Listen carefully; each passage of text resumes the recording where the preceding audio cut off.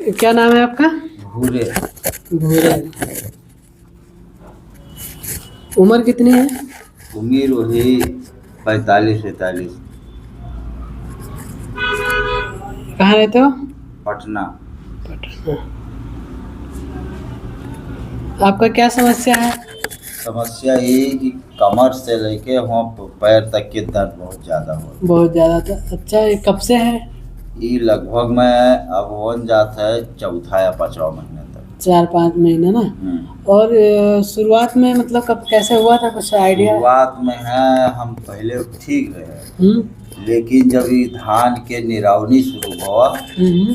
तो गोड़ के बेले जब बैठा जाते तो खूब दबाव से हम बैठ के खूब कीजिए कितने जल्दी हो जाए। हाँ, कई घंटे तक बैठ के उसको हाँ, धान को नहीं रहा है। दोपहर तक हो जात रहा। अच्छा तो अच्छा। वही दबाव में हमारी नस कहीं अच्छा, फंस गया। उसके बाद कहीं दिखाए? दिखाएं तो हम यहाँ वैसे प्राइवेट में यहाँ कई जगह दिखाएं, तो अच्छा। दवाई से हमें कोई असर नहीं। एमआरआई कहाँ करवाए थे? तब उसके बाद में है दवाई 2-4 जगह चला, उसके बाद में यहाँ जब नया आराम हुआ तब चले गए बिटाना। अच्छा अच्छा। तो बिटाना में है जाँच कराए बड़ी वाली मशीन में। तो वहाँ हुआ डॉक्टर ही बताए कि नस चपका, नाश्ता भी हुई है। अच्छा। नस दबा है और ये दवा दी था 10 दिन का। ये दवा से जो ना आराम हुआ तो तुका ऑपरेशन कराओ। तो अच्छा, दवा से तो क्या हुआ? आपने कितने दिन खाया तो दवा? दवा हम 10 दिन खावा, हमें कोई आराम नहीं हुआ। कोई आराम नहीं। बस वहाँ हम जाप बंद कर दिया। अच्छा अच्छा, ठीक। तब हम आपके यहाँ आए। ठीक है। तो असल में जैसे ना आपको हुआ है ये, देर देर बैठ के झुक के जैसे काम करते हो हाँ खेत में, इसके वजह से हुआ है। हाँ तो इसमें जो एमआरआई हमने भी देखा तो उसमें नस दबी है हाँ आपकी। तो नस दबने का दो तरीका होता है। हाँ। एक तो ऑपरेशन करते हैं और दूसरा क्या होता है, फिजियोथेरेपी से हम लोग उसमें उसका एक्सरसाइज करेंगे हाँ ताकि जो नस दबी है वो खुले। हाँ। रीढ़ के जो हड्डी होती है कमर में, उसी में वो दबी रहती है।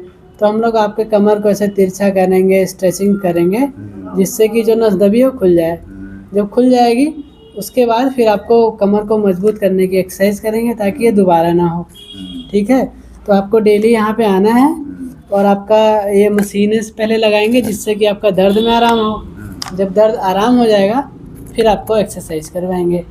फिलहाल आपको मशीन लगाएंगे टेंस, और ये उसके बाद स्ट्रेचिंग करेंगे थोड़ा बहुत जिससे दर्द में आराम होगा। तो आप कल से कंटिन्यू रखिए इसको। ठीक है? ठीक। तो दोस्तों सबसे पहले हम लोग इनको हॉट पैक लगाएंगे। हॉट पैक में हम लोग दोस्तों SWD का यूज़ करेंगे।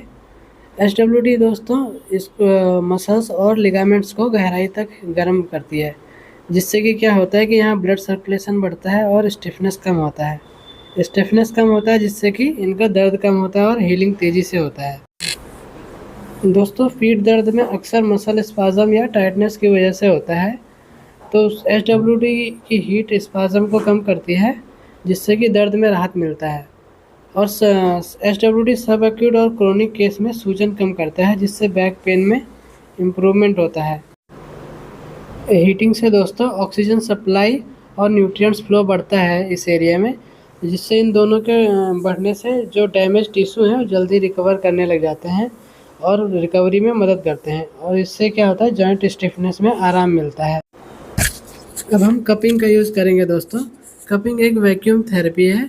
ये कप्स वैक्यूम क्रिएट करते हैं जिससे स्किन और मसल्स थोड़ा ऊपर उठ जाते हैं, जिससे ब्लड सर्कुलेशन बढ़ेगा और पेन कम होगा।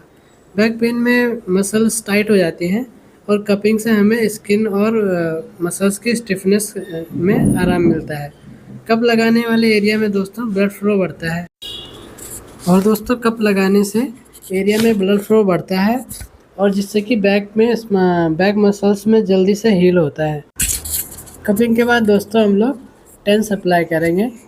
टेंस दोस्तों हम लोग जहाँ पे इनका नीचे थाइस के साइड में पेन होता है वहाँ पे दोनों पैड्स अप्लाई करेंगे। उसके बाद इनका इंटेंसिटी हम लोग 100 इंक्रीज़ करेंगे और बर्स्ट मोड पे चलाएंगे। तो दोस्तों हम लोग ये 10 मिनट्स के लिए अप्लाई करेंगे। दोस्तों टेंस क्या होता है कि इंस्टेंट पेन रिलीफ देता है। दोस्तों टेंस की इंटेंसिटी धीरे धीरे इंक्रीज़ करेंगे और पेशेंट को बोलेंगे कि आपको जब जितना आप पेन बियर कर सकते हैं उतना इसको लगाएंगे। दोस्तों टेंस से क्या होगा कि जब पेन में आराम मिलेगा तो हम लोग ज़्यादा रेंज ऑफ मोशन तक की एक्सरसाइज करा सकेंगे और स्ट्रेच कर सकेंगे। टेंस लगाने के बाद दोस्तों हम लोग पायरिफॉर्मस मसल्स और ग्लूटियल मसल्स का स्ट्रेचिंग करेंगे। पायरिफॉर्मस मसल दोस्तों एक छोटी मसल्स होती है जो कि बटक एरिया में होती है। ये सेक्रम और लोअर पार्ट से निकलकर फीमर बोन के से कनेक्टेड होती है। इसका काम होता है हिप को रोटेशन करना और वॉकिंग और सिटिंग में स्टेबिलिटी देना। जब हम ये मसल्स टाइट हो जाती है हमारी तो ये सैटिक नर्व को प्रेस करने लगती है, जिससे कि पैर में पेन और टिंगलिंग होने लगती है। अब हम दोस्तों हैमस्ट्रिंग मसल्स का स्ट्रेच करेंगे। दोस्तों हैमस्ट्रिंग मसल्स जब टाइट होती है तो हिप बोन को नीचे की तरफ खींचने लगती है। इससे लोअर बैक में एक्स्ट्रा प्रेशर आता है और जिससे कि पोस्चर ख़राब होता है। हैमस्ट्रिंग दोस्तों ये 3 मेन मसल्स का ग्रुप है। एक बाइसेप्स फीमोरिस, दूसरा सेमी टेंडिनोसिस और तीसरा सेमी मेम्ब्रेनोसिस मसल्स। ये हिप से लेकर नी तक अटैच होती हैं और इनका काम लेग को बेंड और हिप को एक्सटेंड करना होता है।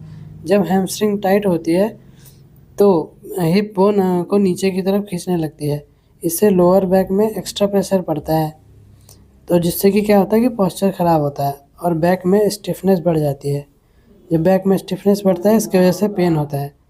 तो हम लोग दोस्तों इनका